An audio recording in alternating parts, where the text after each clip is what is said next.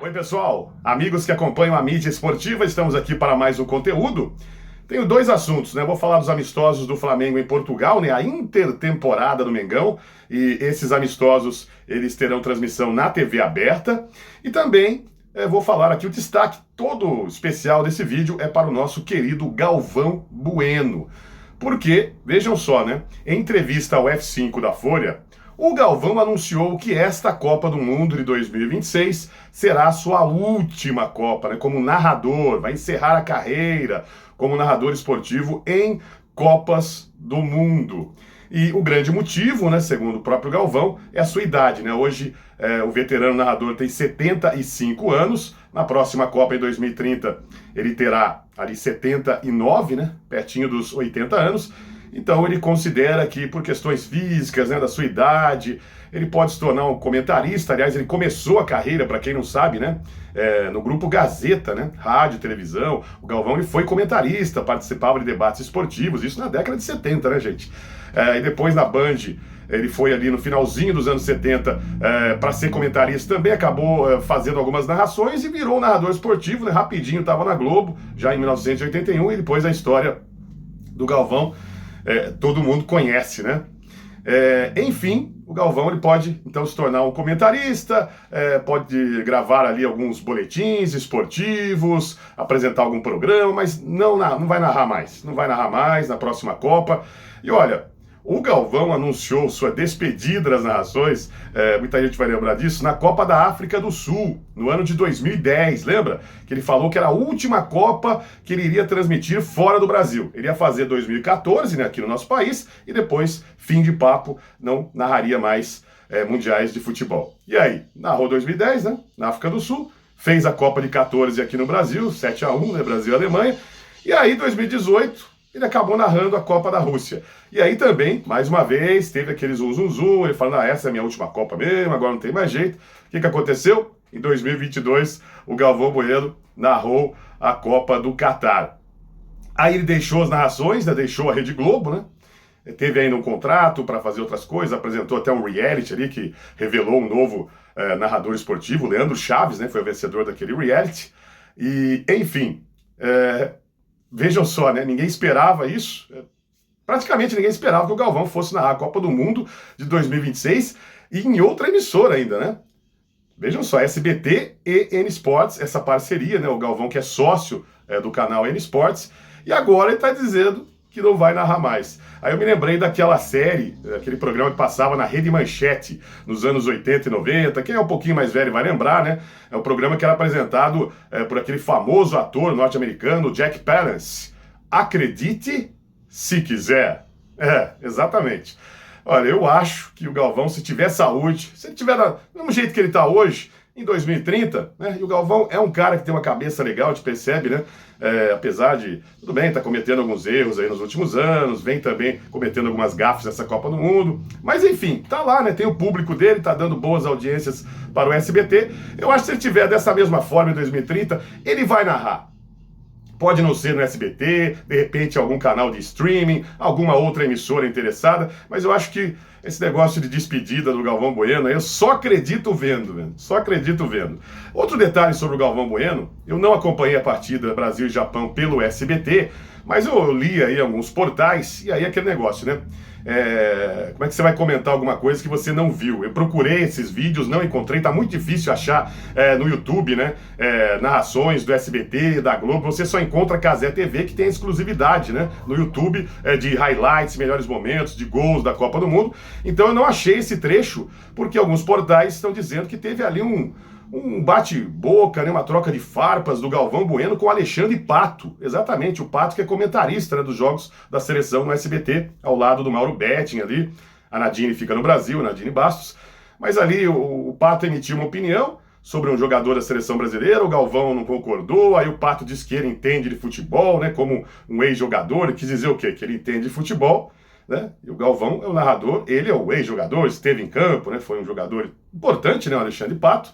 Enfim, eu não posso cravar nada aqui, não vou emitir minha opinião sobre esse assunto específico do jogo Brasil-Japão, porque eu não vi.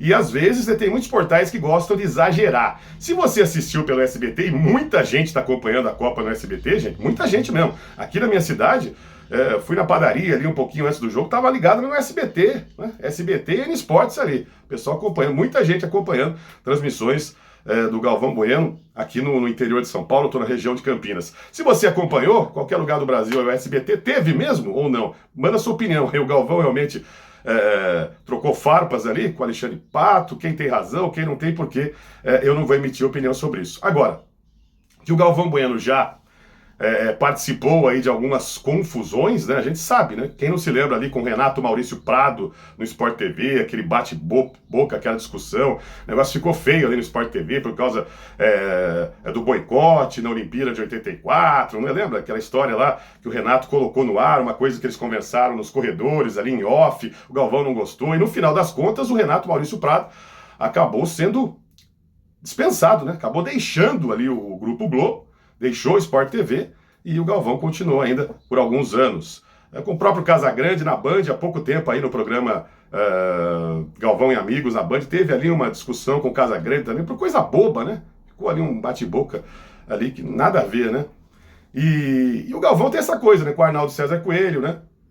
O Galvão discordando, muitas vezes o Arnaldo dava a opinião dele sobre a arbitragem, o Galvão ia lá e discordava de forma veemente, né? Ficava um clima estranho no ar.